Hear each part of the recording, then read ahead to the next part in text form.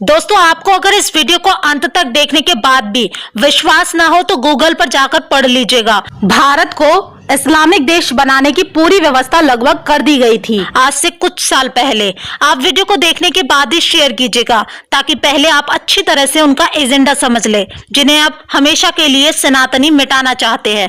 दोस्तों, ये वीडियो मुस्लिम देखे या ना देखे कोई फर्क नहीं पड़ता, क्योंकि वो सोए हुए एक्स हिंदू है। लेकिन अब जो हिंदू के बेस में सेक्युलर हिंदू है, उन्हें ये वीडियो जरूर देखनी चाहिए, कहीं ऐसा ना हो वो भी एक्स हिंदू हो जाएं। दोस्तों, सांप्रदायिक हिंसा बिल 2005 और 2011 सर्च कर लीजिए आप गूगल पर और उसकी डिटेल्स भी पढ़ लीजिए। मात्र 10 से 20 सेकंड लगेंगे, आपके पैरों के नीचे से जमीन खिसकने लगेगी। इस बिल को सोनिया गांधी उर्फ एंटोनियो माइनो की घिसी पिटी स्टडी कार में बनवाया गया था, जिसे अंग्रेजी में कम्युनल वायलेंस बिल नाम दिया गया है। कांग्रेसी पुतले में जान फूंकने वाले हिंदुओं, सुनो, मैं कांग्रेस और मुल्ला विरोधी क्यों। दोस्तों, एंटोनियो माइनो उर्फ कुमाता सोनिया गांधी की भयानक खतरनाक साजिश, जिसे सुनकर आपके रोंगटे खड़े हो जाएंगे। और अगर वो लागू हो गया होता तो हिंदुओं का जीना तो दूर की बात प्यारे, मरना भी दुर्बर हो जाता। धर्म बचाने की तो बात ही छोड़ दो लाल हमारे। दोस्तों, हिंदुओं के विनाश वाला बिल, जिसे कांग्रेस ने 2 बार संसद में पेश किया,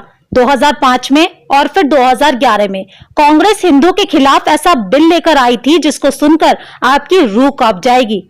लेकिन भाजपा के उस समय विपक्ष में रहने और भारी विरोध के चलते कांग्रेस उस बिल को पास नहीं कर पाई थी। मुझे पूरा यकीन है कि 95% हिंदुओं को तो अपने खिलाफ आए उस बिल के बारे में कुछ पता भी नहीं होगा, जिसमें शिक्षित हिंदू भी शामिल हैं। उसको इन सब बातों को जानने के लिए ना समय है और ना ही उनके भेजे में अब भेजा बचा है। जबकि मुसलमान, ईसाइयों के अनपढ़ भी इतने जागरूक होते हैं कि पाकिस्तान, बांग्लादेश, अफगानिस्तान में धर्म के आधार पर प्रताड़ित किए गए हिंदुओं और अन्य अल्पसंख्यक समुदाय के लोगों को नागरिकता भारत में देने वाला सीएए कानून के खिलाफ मुसलमान का एक एक बच्चा उठ खड़ा हुआ था।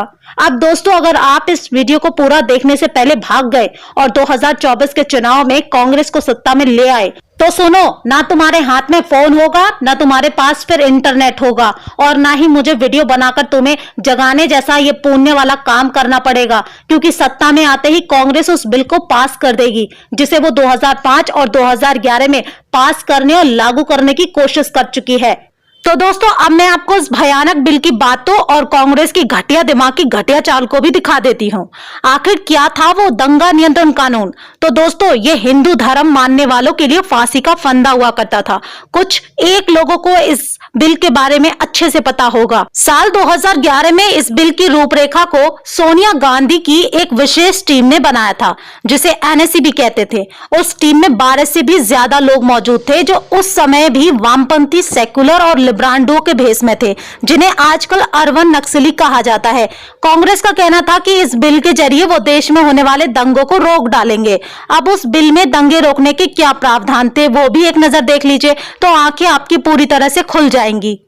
इस बिल में पहला प्रावधान था कि दंगों के दौरान दर्ज अल्पसंख्यक से संबंधित कोई भी मामला होगा, उसमें सुनवाई कोई भी हिंदू जज नहीं कर सकता था और ना ही उनके खिलाफ कोई भी हिंदू वकील खड़ा हो सकता था। दूसरा प्रावधान ये किया गया था, अगर कोई अल्पसंख्यक यानी चुसलमान सिर्फ ये आरोप लगा दे कि मुझसे भेदभाव किया गया है, तो पुलिस को अधिकार था कि आपके यानी हिंदू पक्ष को सुने बिना ही आपको जेल में डालने का हक होगा, और इन केसों में जज भी अल्पसंख्यक ही होगा। दोस्तों, इस बिल में प्रावधान किया गया था कि कोई भी हिंदू दंगों के दौरान हिंसा, आगजनी, तोड़फोड़ के लिए अल्पसंख्यक समुदाय के विरुद्ध केस दर्ज नहीं करवा सकता। और चौथा, इस बिल का प्रावधान था कि अगर कोई अल्पसंख्यक समुदाय का व्यक्ति हिंदू पर हिंसा, आगजनी, तोड़फोड़, हत्या का आरोप लगाता है, वो भी झूठा भी, तो कोर्ट में साक्ष्य पेश करने की जिम्मेदारी उसकी नहीं होगी। केवल अल्पसंख्यक व्यक्ति मुकदमा दर्ज करवा देना ही उसका काफ़ी था, बल्कि कोर्ट में निर्दोष साबित होने की जिम्मेदारी उस व्यक्ति की होगी जिस पर आरोप लगाया गया होगा। उसमें पुलिस आरोपी व्यक्ति की कोई भी सहायता भी नहीं करेगी। अब दोस्तों, इस बिल का 5वां प्रावधान था कि दंगों के दौरान अल्पसंख्यक समुदाय को हुए किसी भी प्रकार के नुकसान के लिए बहुसंख्यक यानी हिंदू को जिम्मेदार मानते हुए अल्पसंख्यक यानी मुस्लिम समुदाय के नुकसान की भरपाई हिंदू से ही की जाएगी।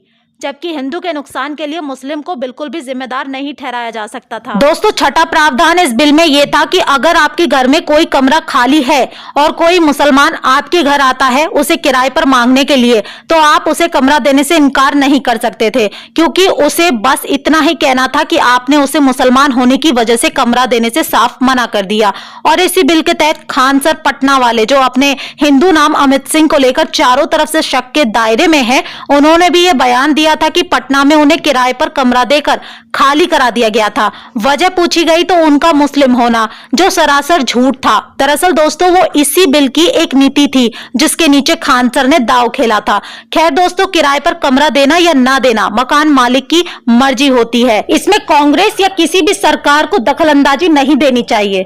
दोस्तों, ये तो वही बात हुई, हमारी बहन बेटियों को छेड़ने वाले किसी भी अल्पसंख्यक के खिलाफ हम हिंदू कुछ नहीं कर सकते थे। मतलब कोई हमें छेड़े तो छेड़ने दो, वरना वो आपके खिलाफ कुछ भी आरोप लगा देगा और आपको सीधा गिरफ्तार, और ऊपर से जज की निगाह भी अल्पसंख्यक की तरफ होने का प्रावधान था। दोस्तों, सातवां प्रावधान था देश के किसी भी हिस्से में यदि दंगा होता, चाहे वो मुस्लिम बहुल इलाका ही क्यों ना हो, दंगा चाहे कोई भी शुरू करता, पर दंगे के लिए उस इलाके के बड़े बुजुर्ग हिंदू पुरुषों को ही दोषी माना जाता और उनके खिलाफ केस दर्ज कर जांचें शुरू होने लगती। और इस स्थिति में भी जज केवल अल्पसंख्यक ही होता, यानी यहाँ भी शांति से रहने वाले हिंदू, सजा कि वे दंगे में शांत क्यों थे। दोस्तों, आठवां प्रावधान था अगर दंगों वाले इलाके में किसी भी हिंदू बच्ची या हिंदू महिला का बलात्कार होता तो उसे रेप ही नहीं माना जाता। बहुसंख्यक है हिंदू, इसलिए उसकी महिला का रेप नहीं माना जाएगा। और इतना ही नहीं, कोई महिला बलात्कार की पीड़ित हो जाती और वो शिकायत करने जाती तो अल्पसंख्यक के खिलाफ नफरत फैलाने का केस उस पर अलग से डाल दिया जाता। दोस्तों, नौवां प्रावधान था, इस एक्ट में एक और प्रस्ताव रखा गया था जिसके तहत आपको पुलिस पकड़कर ले जाती अगर आप पूछते कि आपने अपराध क्या किया है, तो पुलिस कहती कि तुमने अल्पसंख्यक के खिलाफ अपराध किया है। तो आप पूछते कि उस मुस्लिम का नाम तो बताओ, तो पुलिस कहती नहीं, शिकायतकर्ता का नाम गुप्त रखा जाएगा। दोस्तों, 10वां प्रावधान यह था कि कोई भी इलाका हो, बहुसंख्यकों को अपने किसी भी धार्मिक कार्यक्रम से पहले वहां के अल्पसंख्यकों का एनओसी लेना जरूरी होता, यानी उन्हें कार्यक्रम से कोई समस्या तो नहीं है। ऐसे हालात में अल्पसंख्यक बैठे बैठे जजिया कर कमाते, क्योंकि आपको कोई भी हिंदू धार्मिक काम से पहले कटुओं से एनओसी लेनी होती और वो अपनी माताओं बहनों का हलाला पैसों में करने वाली कौम आपसे मुंहमांगी रकम वसूलती, और यदि आप शिकायत करते तो उल्टा भेदभाव का केस आपके ऊपर ठुक जाता और जज तो उनका होता ही।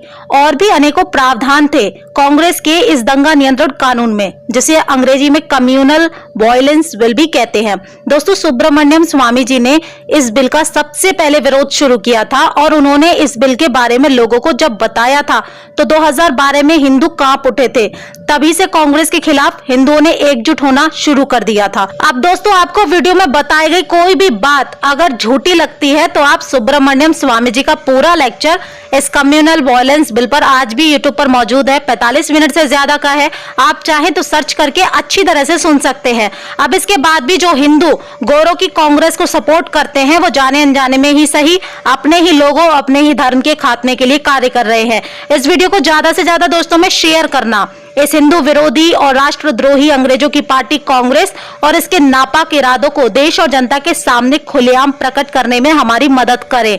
आपको इस बिल के बारे में पता था या नहीं, ये बात जरूर कमेंट बॉक्स में बताएं।